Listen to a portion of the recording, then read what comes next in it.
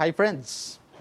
Alam nyo, isa sa mga ating pinapangarap at gusto sa ating mga buhay ay magkaroon ng happy ending.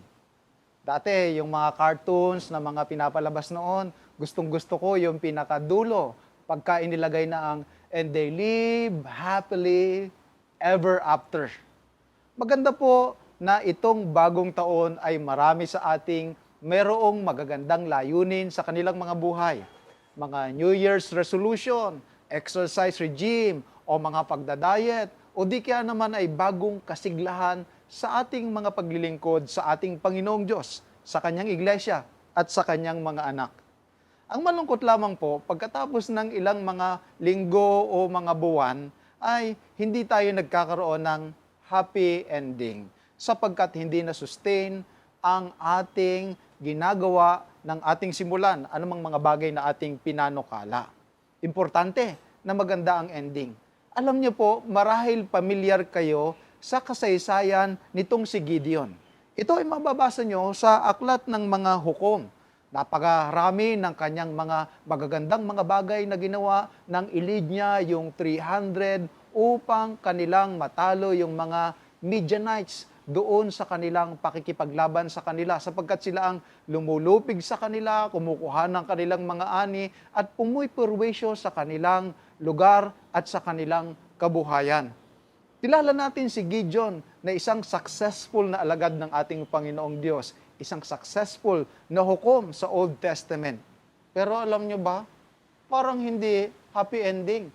Ganito po kasi ang nakalagay sa Hukom chapter 8, verse 26 onwards.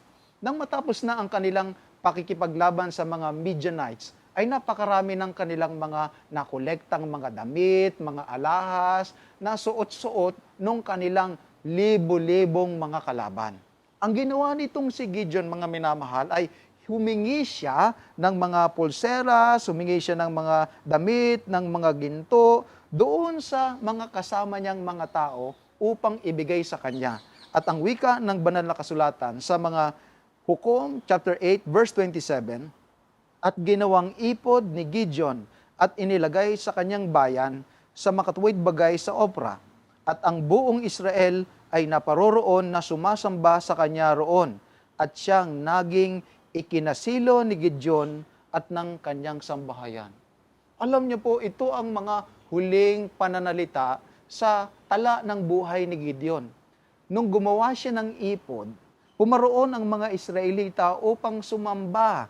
Ngunit ito ang naging ikinasilo, naging katitisuran at naging kasalanan ng sambahayan ni Gideon. Ano pat ang wika sa verse 33? At nangyari, pagkamatay ni Gideon, na ang mga anak ni Israel ay bumalik at sumamba sa mga Baal, at ginawang kanilang Diyos ang Baal Bereth. Kung inyo pong maaalala, ito ang pangunahing binasak ni Gideon nung siya'y nabubuhay pa bago magpasimula ang kanyang paglilingkod sa ating Panginoong Diyos.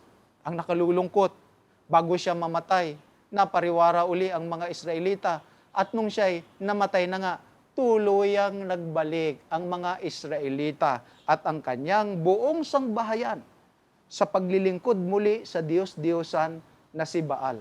Ang totoo po nito sa mga sumunod na mga kabanata, makikita natin na halos lahat ng mga anak ni Gideon ay pinatay ng isa sa kanyang mga anak. Oh, sad ending. Gusto sana natin ng happy ending. Pero kapag hindi tayo nanatili sa pagsunod sa ating Panginoong Diyos at tayo ay nagapi ng kamunduhan, wala din po tayong happy ending. Kaibigan, gusto ko at gusto ng Diyos na magkaroon ka ng happy ending.